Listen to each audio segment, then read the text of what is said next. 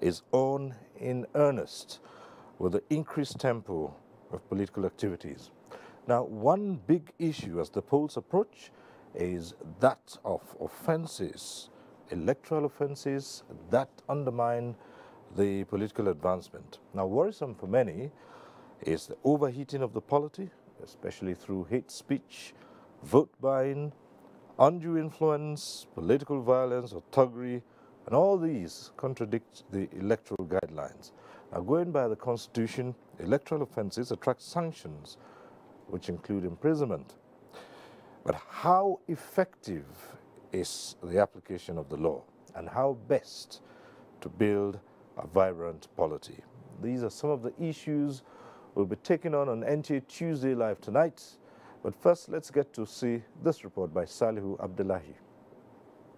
Nigeria presently has 91 political parties that are expected to participate in the 2019 elections. This political environment, but also makes the 2019 general elections the most participated in terms of political parties contesting. Already, activities ahead of the 2019 general elections are on, with all stakeholders engaged in one activity or the other. Aspirants are trooping to party choice to pick nomination and expression the last week of this September. Past indicated to elect. There are, however, efforts towards a peaceful, free, and fair election. From 1999 to date, the electoral umpire, security agencies, and even the electorate are offenses such as snatching of ballot boxes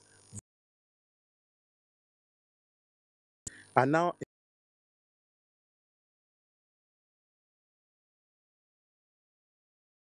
will be at. But then, why is political contest in Nigeria seen as a do-or-die affair? The threats posed especially by the outcome of the results of elections are always very, very expensive. We must all come to agree that power comes from God. All of us, it is only one person that God will give power. Members of the community, everybody, all hands must be on deck. Because I cannot be there destroying other people's children while my children are not there. To fulfill the principle of democracy, the respondents expect political parties to campaign to convince the electorate and win their confidence. Whoever that has been chosen by the majority of the people, and it is not possible to question the destiny of God. There is a huge challenge that is placed on aspirants and political people to find ways to be able to galvanize support from people on the basis of ideas. We must always peaceful in our in the past be partly responsible for the ugly development. These and many more questions will be provided answers to shortly by guests on the program. In Abuja, Salihu Abdullahi, NTA News. Right, and that report sets the tone for tonight's discussion. We'll first introduce our guest to you. We'd like to welcome to this program the National Commissioner, Information and Voter Education of the Independent National Electoral Commission, Mr. Solomon Adedeji Shuebi. Thanks for being here, Commissioner. Good evening.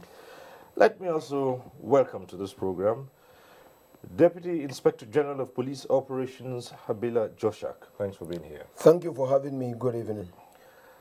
We're also joined tonight by the Chairman of the Inter-Party Advisory Council, IPAC, Mohammed Lawan Nalado. Thanks for being here.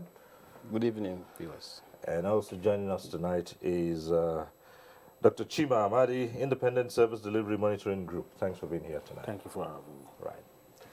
As usual, we acquaint you with the procedure at the right time, at the appropriate time. You can get to be part of the discussion in the studio. The various platforms will be on your screen. Take advantage of them. That's what we always advise. And if you're calling in tonight, we say this all the time. Do us a favor when you get through, turn down the volume of your TV set.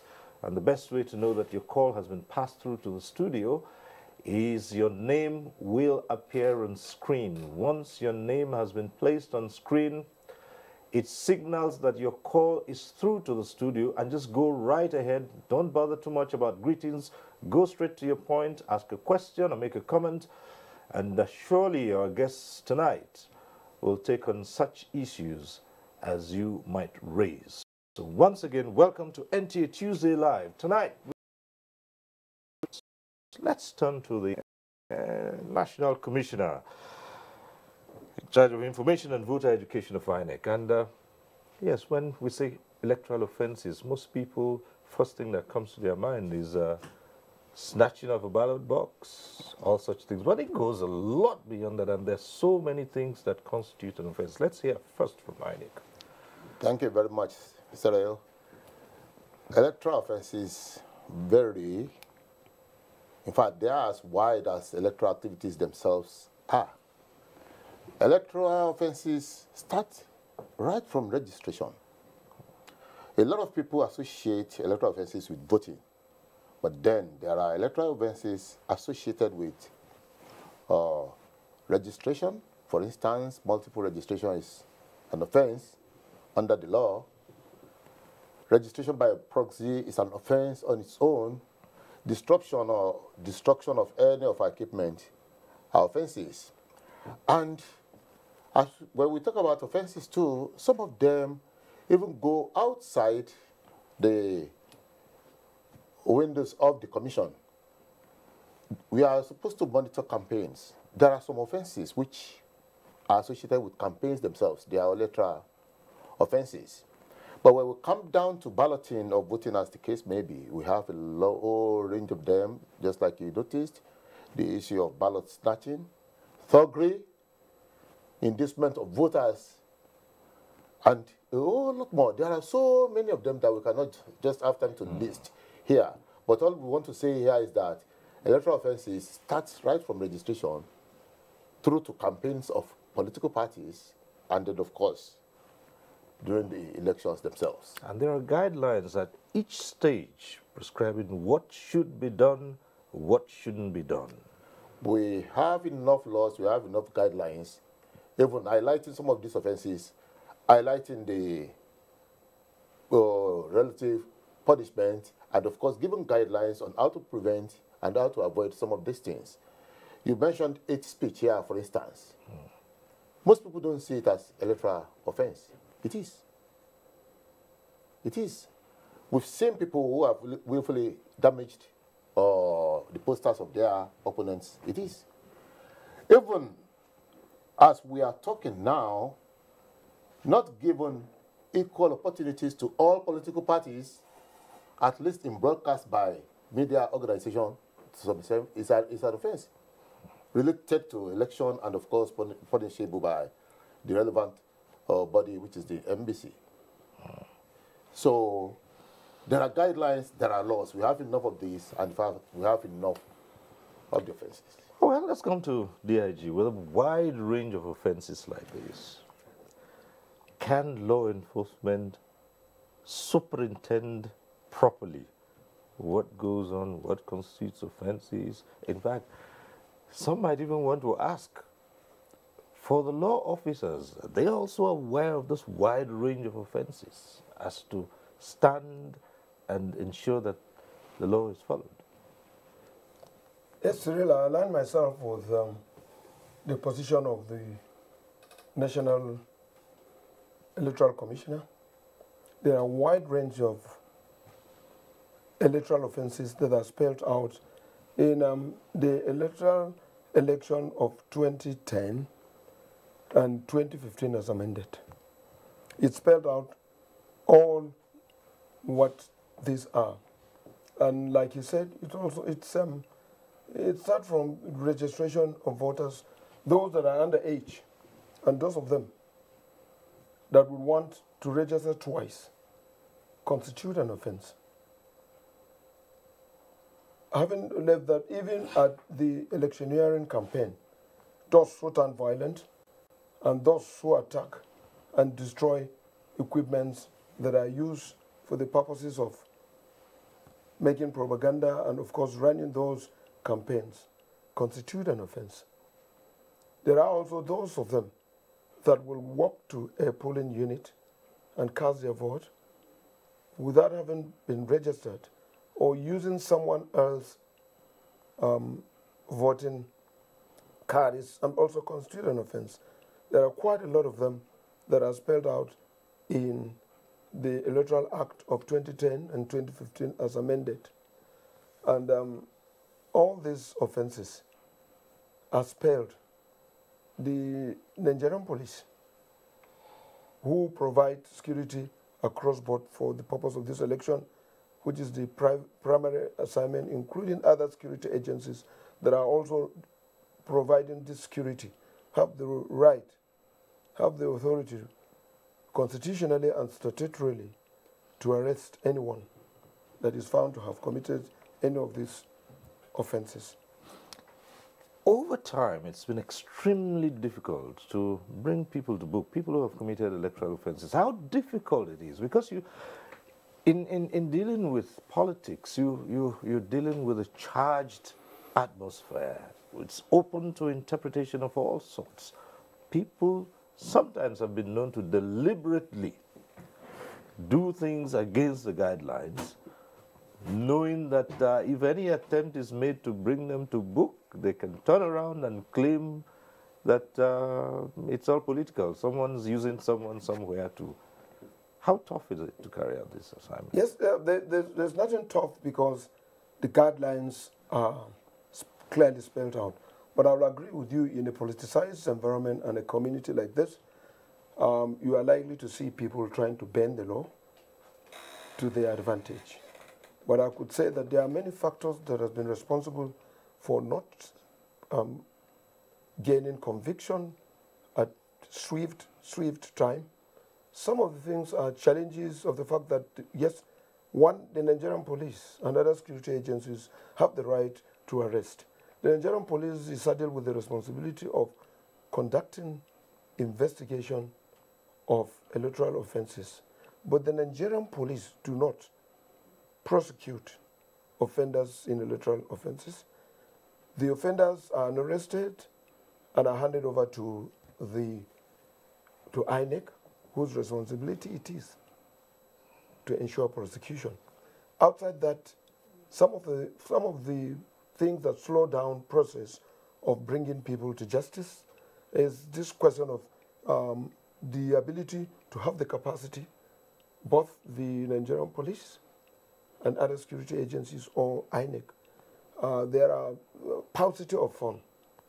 There are also a lot of issues that people will dilly-dally, getting people to sit down and submit themselves for statement taking and questioning and the rest of it. There are a lot of games. But I would say that particularly if we needed to fine-tune and fast-track the process, then we need to look at it critically to actually fund all these processes. All right. Yes. Okay, well, as we go on, we'll look at the process and to see if indeed the electoral body can cope with these responsibilities. Well, let's come to the IPAC chairman. And you represent the politicians, the political class, and that is where the worry starts from. Yes. Going by what has been happening, are you worried about what's building up to the elections? Because Nigerians have been speaking out about the way the politicians have been conducting themselves so far. And it's as if this is something that occurs again and again over time. Yes, you see, the challenge we political parties have today is the trying to take over political parties by the money bags. There are people that are desperate. They want to win election at all times and in any way. So when they come, they always use their resources or whatever, you know, available to them to disrupt the peace process of conducting elections. So I think it is not with us political party officials or operators. Most of these problems come from the people that are contesting elections. They want to win at all costs. And you know, it is not everybody that we can control. Some, they don't do it in the party offices. They do it or commit this kind of crimes at the polling units. So I think it's a problem to all political parties, and it's a problem to all Nigerians, most especially, you know, the less privileged people we have been noticing, low turnout of women and people living with disabilities because of fear of violence. So I think we are trying our best in collaboration with INEC to curb this kind of, menace. I remember recently when we were going to Ekiti for elections, INEC supported political parties to go for voter education, educate voters on the importance of having a violence-free election. So the political parties are doing very well, and we are supporting the security agencies and INEC in conducting a peaceful election. But definitely this issue of money bags trying to come and use their whatever resources to do things in their favor or turn things to their favor is what is giving us sleepless nights. So have you been able to put heads together, for instance, to say, look, within our ranks, where we find these infractions, this is what step we should take? Or is it the challenge is that, well, as they say, there are big parties and there are small parties, and the big fish always eat up the small fish, and they really can't fight. It doesn't matter. It is not the big party or the small party. You can see some of them, when they cannot get ticket in the bigger parties, they now go and get any of the smaller parties, and they want to come out at all costs.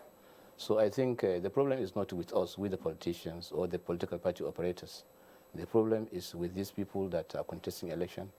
And like I said, we have been collaborating with INEC to see how we can reduce, the repeat of what has been happening at first. All right, we'll return to you and still raise some of those issues. But Dr. Ahmadi, you've been listening to all of this. Let's get your impressions first. Thank you, Cyril. We need to put certain things in context, because listening to the gentleman on the panel here, someone who just arrived in Nigeria would think, oh, there's really no problem of election violence. It's something the umpire is handling, the police are doing well, the politicians understand. And so we can, no, that is not true. That is not the true picture. What we have here is an electoral act that is very exhaustive in terms of defining what constitutes electoral offense. And like the commissioner has said, the electoral act is in describing these offenses is such that it talks about pre-elections, during elections, after elections, and it has so many things. Nigerians will be surprised to find that the kinds of things that constitute electoral offense.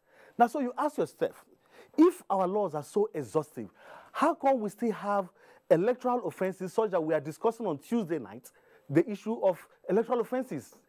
The simple reason is because there is an internal contradiction even in the structure and the provisions of the law. I will explain. And like the commissioner said, you have a situation where the law says that INEC prosecutes. And you ask yourself a question. An INEC that does not have the capacity, the law, the kind of capacity that the police has to prosecute, that has all kinds of things. People have forgotten that INEC has changed. The INEC of 1999 is no longer the INEC of 2018. The INEC of 1999 was an INEC that started with elections, finished elections, goes to bed. The INEC of 2015 is conducting elections almost every other month. It is on record that that an average of one Nigerian parliamentarian dies every month. And this body is conducting elections every month. You have an INEC that is enmeshed with staggered elections. We just finished the governorship elections. An INEC that is conducting what you call continuous voter registration. And then you're asking this INEC to prosecute. And in asking it to prosecute, the law says that the police would make arrests, investigate, and then hand over to them. That is where the challenge now starts. Before any election, the police tells you that they have mobilized 30,000 policemen to go to another state to go provide security for that state. Let us assume, for the purposes of this discussion, that the police actually arrest people that are caught in committing offenses. Now, after the election, the policemen that arrest, they are supposed to be the IPOs, right? But then after the elections, they return back to their bases, handing over cases to people who are not even part, the arresting officers. And then you see that case dies a natural death because you don't have to, the police officer has to come from very far to come and prosecute. At the end of the day, it doesn't happen. At the end of the day, even the police themselves become complicit when you begin to hear issues of tensions here and there, what is happening. When you take, censuses, and for those of us who are observers, we begin to see security operatives being complicit in these issues. So is it the police that is complicit, that is going to arrest somebody and then, investigate and then hand over to INEC that is ill-equipped to even do that? So I think, in my opinion, that this structural deficiency was put in place by the political class to ensure that, their king, their type are not properly prosecuted. Now, let's be clear here. It has always failed. But for the first time, for example, in 2016, when INEC took the bold step to say, okay, we want to prosecute people, and we worked with INEC, with the police in Kano, the Minji Briba election, if INEC had to suspend that election, 40 people were prosecuted and, sent to jail. But the worst part? They were just hoodlums. Their sponsors, nobody had to. And then when you now start talking about sponsors, we have situations where the big guns who engineer these things, nobody prosecutes them because they make one phone call, everything goes well. We have a situation, for example, in a state in Nigeria where a service senator was indicted. That service senator was never prosecuted. Today he's a minister of the Federal Republic. And it's on document. So the point I'm saying that when you have these structural deficiencies in the law, it becomes very difficult for you to say, oh, INEC prosecutes. It's just a mantra. INEC does not have the capacity to prosecute, and that is why several governments, judicial, commissions, several government commissions that have been set up, have said, strip this thing from INEC. INEC should have no business with prosecution. Set up a commission and a tribunal whose sole responsibility will be to begin to prosecute and try individuals. So we need to. That is why I said that it is important that we put this into context so that we don't get it twisted here. Thanks so much. So many issues that you have raised. One, the capacity. Two, and would it be what is responsible for the fact that over time you haven't had that many prosecutions, given the widespread violations of the electoral process? We have not seen that many prosecutions. In fact, he just said what we've been shouting very loudly in another phase. We were the first to advocate for the setup of a separate tribunal to deal with offenses. We have financial offenses in Nigeria. You have a body that is responsible for that. We have electoral offenses. We've had about 4, just like you said, we've had about 3 or 4 different bodies set up by government, and they have recommended the setup of this electoral offenses tribunal. We have shouted it over and over again. It just picked it, it just nipped it right on the head. We lack the capacity and the equipment to prosecute. And the Constitution bestows this particular function on us. At times, some of the people who want to offend might even be to prosecute might be our own staff. How do we go on prosecuting ourselves? This still calls for the setup of what we call this electoral offenses tribunal. Look at our polling booths. Let me just give you that scenario. We have about 120,000 of them. The total staff in INEC, including the drivers, about 16,000. Now we employ about 500,000 of these ad hoc staff who are just youth corpers, and on that day they are staff. There's no way they could acquire that type of capacity to even talk less of arrest or prosecution. For us to prosecute, we need the requisite ingredient to do it. We have said it, we are saying it, we are totally incapacitated. We lack the capacity to prosecute electoral offenses, and in that, I have a very willing partner, and that is the voice of the Commission, which has just voiced out here. Okay, let's look at the other side, which involves the arresting and investigating authority. And just what Dr. Amadi has just pointed out. Yes, the police moves its personnel to election areas and offenses are committed. Now, what happens? At the end of that period, the police moves its personnel back to their original bases. So how do you carry out this investigation? Now, to some extent, Doctor has really painted a picture of the fact that it is true that we go in for an election, and during this period, sometimes we spend some days, and in doing that, you are also part of the last campaign, and we're expected to pick those who present themselves as threats to the process, and actually carry out the threats, and not just mere threats, but they concretize that threat. We are supposed to pick such people, and outside that, there are those of them that commit a lot of offenses on election day. There are offenses on election day. These people are picked, but it is true that all those that run contrary or committed such offense during election are to be prosecuted either in the magistrate or the high court in the state where the election is being conducted. And so you don't have a choice. You don't take them out. So you leave them out there. And like I said, the ability by the police and any other person that is responsible is clearly seen. But the capacity in terms of creating an environment that one could stay, carry out this investigation thoroughly, hand it over to those that are just waiting to prosecute. If we get at that, then we can get something tangible. So, for instance, you see, what I'm trying to understand here is, let's take an example. Let's imagine, for instance, that in Ekiti, the last elections, you had moved an officer from, say, perhaps Abuja, to be part of those moving to Ekiti for the elections. And that officer had arrested some people who committed some offenses. Okay?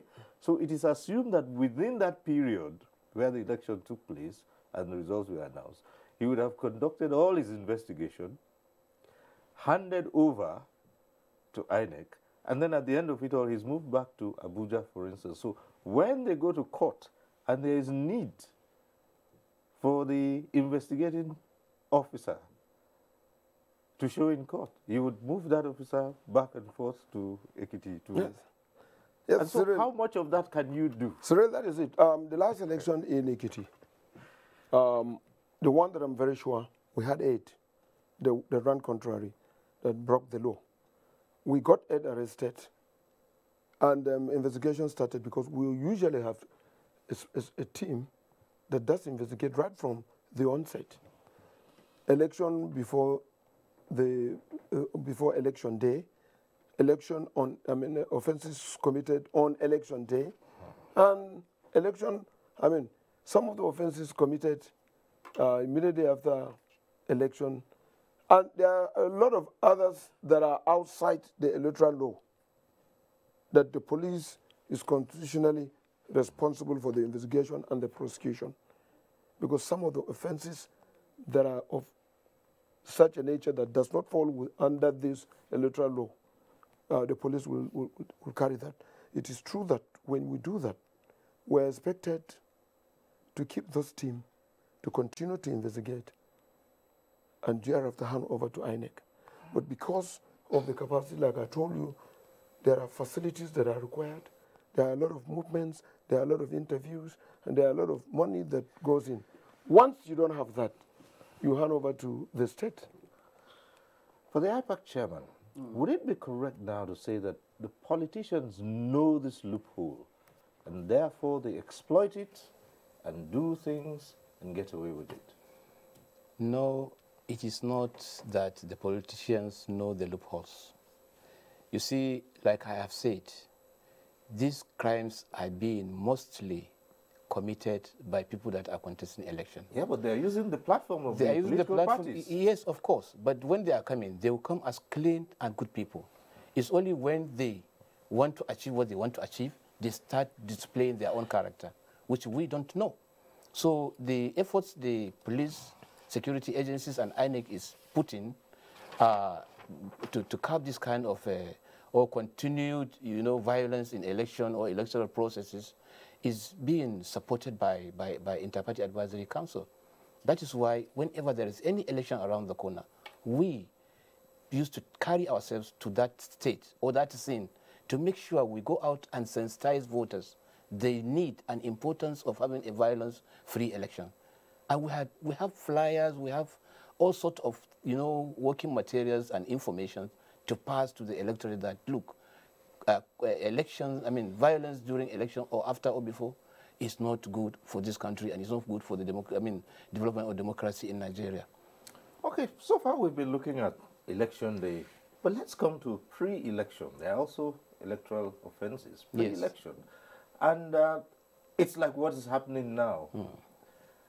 When you look at the scenario, what do you see as IPAC? You see, IPAC, we are trying our best to educate the public. And, the main cause of this is the hate speech. People have started campaigning using, offensive languages against their opponents. So these are some of the things and these are some of the areas that we are seeking for support from other stakeholders, not only political parties. We cannot, if we cannot synergize with the state security, INEC, and other stakeholders, there is nothing political parties can do. Okay, we'll return to you in a moment, but our phone lines are already open and we have our first caller tonight, Emeka, who's calling in from Imo State. Hello, Emeka. Are you still there? Well, we lost that call. But let me just dwell a little longer with you. Let's face it, when all these things happen, IPAC can hardly do anything, can it? Apart from a gentleman's agreement, which you reach among the parties, there's nothing that you can do, really, if anyone who, subscribe to that gentleman's agreement breaks it. Is there anything you can do about it? Nothing, really. Not so much, actually. Not so much, actually, because we don't have any power to prosecute anybody. Exactly. We don't have power to prosecute.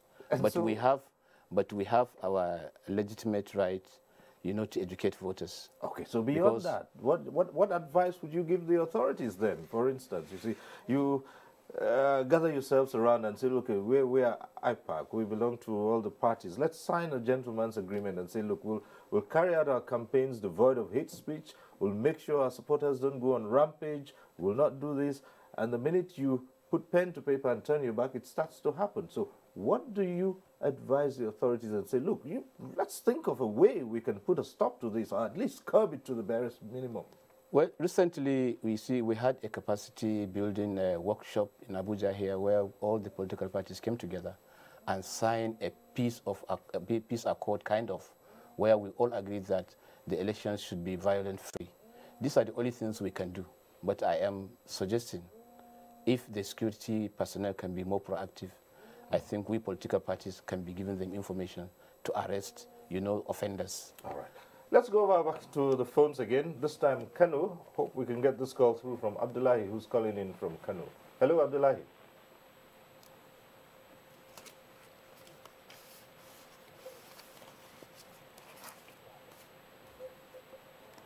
Hello, Abdullahi, are you there? Hello, good evening. Yes, good evening. Go right ahead. Hello, good evening. Yes, go ahead. Hello. Hello, good evening.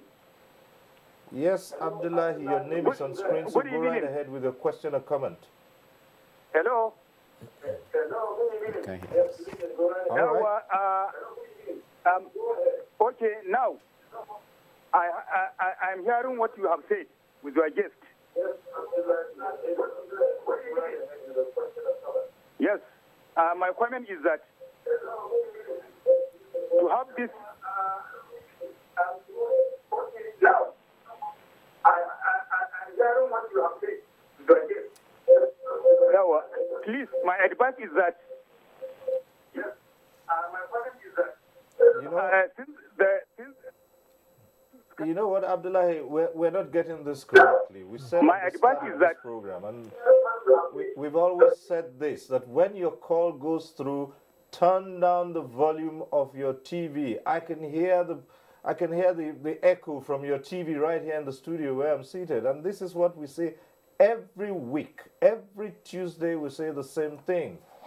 And so, Abdullah, I'm not sure we can continue that way. You'll have to call back, and if you do get through again, turn down the volume. And as soon as you see your name on screen, you don't need to start saying hello anymore. Just go right ahead. That's what we always say at the start of this program. And for all those who will be calling in, let me repeat it. Once your call gets through to the studio, your name will appear on screen. Once you see your name on screen, it means your call has been passed through. So just start talking. Start asking your question or start making your comment. That's the best way. And remember to reduce the volume of your TV. That's the way to avoid the hurlback or the echo, which we experienced when Abdullahi called in. Thank you. Let's come to you, Dr. Amadi. Pre-election offenses. Right. If it's extremely difficult to apprehend, investigate, hand over for prosecution those who have committed electoral offenses on election day, what about the build-up to those elections? How well have we done in that? I posit that there's absolutely nothing difficult to achieve. Absolutely nothing. The reason why we are where we are today is because nobody is being made an example of. I will give an example. Recently, we had a very encouraging news that the INEC is prosecuting about 220 of his staff, I don't know if 220 of his staff, involved in pre-election, 2015 pre-election financial fraud. This is the first time it's happening under this INEC in the history that the INEC is prosecuting its own staff. If you go to the field as observers, when you listen to INEC staff these days, you know what you hear? Maha no deo, please oh. Because they know that this INEC is not taking, they're not ready for business as usual.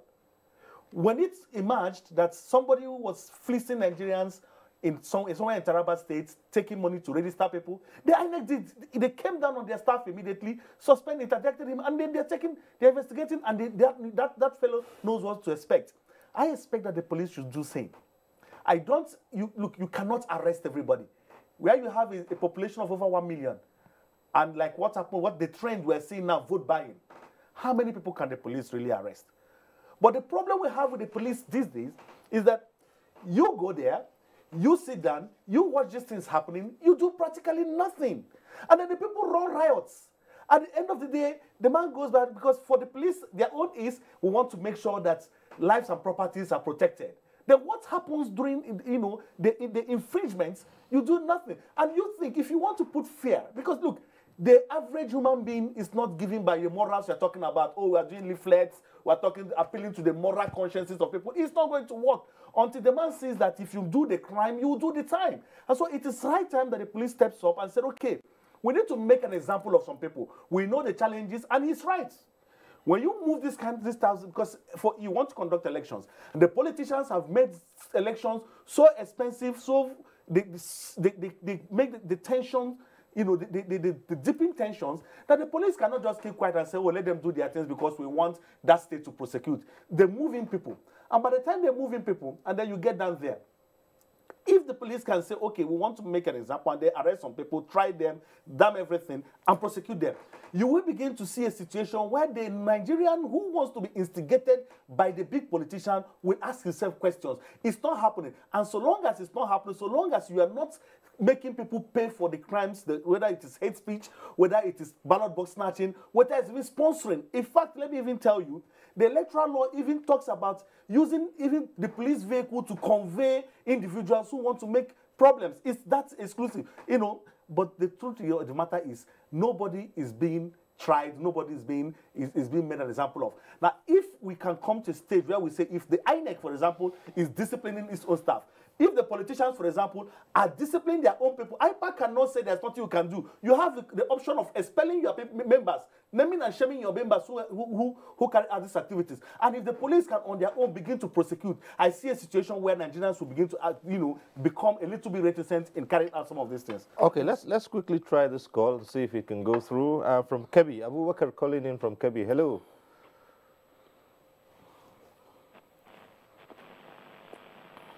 we succeeding with this call? Abubakar. Hello. Yes, go right ahead.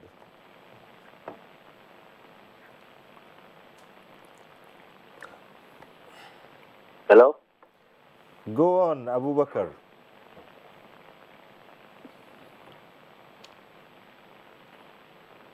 Well, we'll just have to come to you.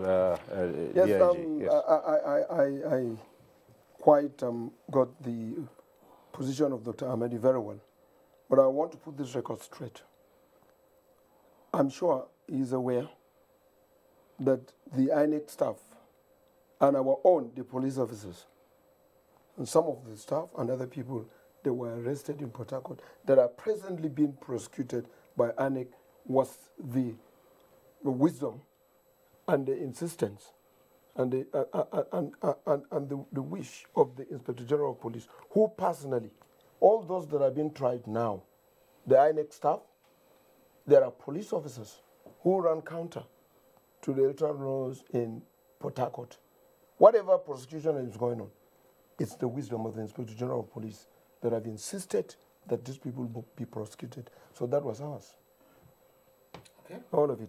I told you we got 8. 8 that we arrested was the vote buy-in and what have you. We have investigated. It's almost completed. And it will soon be handed over to INEC to prosecute. Okay. Before we come to the vote buying, and we're still staying a little while longer in pre-election offenses. When it comes to hate speech, inciting people to do the wrong, whose responsibility is that one? Like you said, there's this lacuna in law. There's a limit to which the commission can interfere in the internal affairs of the political parties themselves. The law and the courts have made it very clear. What we do is that we are supposed to monitor their campaigns, but meanwhile, we give them guidelines, and this issue of hate speech is it's on the front burner of what we are actually proposing. We encourage people to make sure that they sell their manifesto and their what they have for the people, rather than going into the dirty linens of your, either dirty or cleanliness of your opponents. That's number one. Now, number two, the commission has come about bringing together all the relevant organs of information in the country, NOAA, Information, MBC, NUJ, and we are coming up with a proposal on how we are going to deal with information dissemination. And I'm sure you are aware too that we are working very, very closely with MBC to see the regulation of broadcasts and then the equality of opportunity given to other people. These are some of the things we are doing, but there is a limit to what we can do. You are very correct. Every time election draws near, you will see the electoral and the political thermometer, it rises. We have about 157 days to the election today. A lot of things will start coming up. Allegations, counter-allegations, hate speeches, derogatory statements. People just want to win elections at all costs. And that is not what election is not about. Election is about talking to the people, telling them what you have to do, and thinking about the good for the people. But it's opposite. And this is what we are trying to discourage. So as we build towards the elections now, you will see the signs are there. Very soon you start seeing primaries. Even the build up to the primaries, you can see what is happening in nearly all the parties. You are seeing direct somewhere, indirect somewhere. You are seeing concession somewhere. As long as parties fail to obey their own constitution, nobody wrote it for them. We are going to have this type of situation. They must abide by the rules because they wrote the rules. They must stick to their own rules, and that's what we are encouraging them to do. If charity can begin at home, if democratization of the process can begin, internal democracy with the political parties themselves, I believe we have less of these problems. But it's a case of saying one thing and doing the opposite right from the scratch. And I think this must be made very, very strong.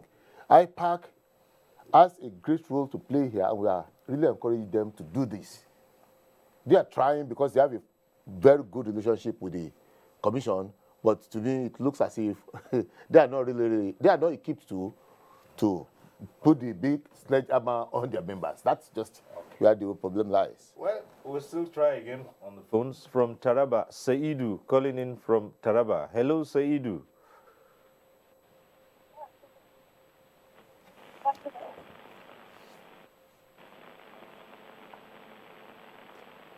It's Saidu still on the line.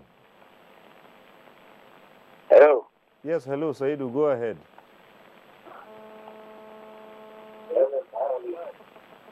Yeah, hello. My comment is that,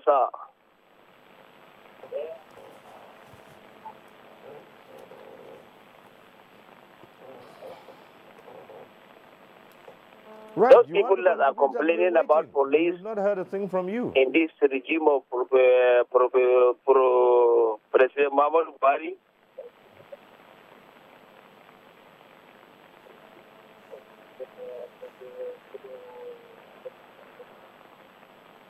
All right.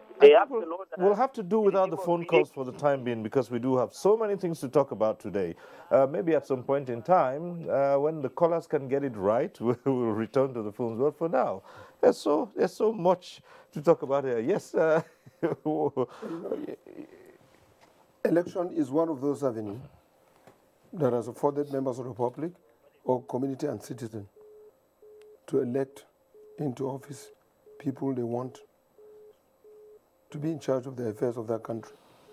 Unfortunately, here I can let you know that part of the things that we've seen is that there are weak structures within the political parties. And so there are no manifestos that one could lay his hand upon. And so people have resorted to kind of politicking that has the ability to quite challenge security, that put security into a very big fix. Hate languages are used. Some of the things that are unprintable are said. And for security agencies, well, I think we've started inviting people. The Minister of Information is running some jingles, asking people and drawing attention of the citizens of this country as to the great damage that hate language can cause. We've seen others. We've been trying to find out some of the pronouncements of individuals that does not speak good of a civic responsible person. And the Inspector General of Police is paying a greater attention. And I think that in the near future, quite a lot of them will be asked to explain some of the things that they've been saying that is capable of throwing up issues that will challenge the foundation of the existence and peace and tranquility that will exist in this country. All right. Initially, I asked how difficult a task it is for the police, and I want to bring you back to that because it's quite evident, isn't it, that sometimes in trying to carry out its statutory responsibilities, the police has ended up being the the subject of the attack by the same politicians. And has that done anything in making you mellow? I mean, like I said, it's a charged atmosphere, and the police goes in, and you do often hear accusations that, oh, the police is acting the script of either the government in power or the big, powerful politician. You worry about such allegations. Has that slowed you down sometimes? No, Cyril, I think if you go down the street and put some question to people who found on that street, they will tell you that the Inspector General of Police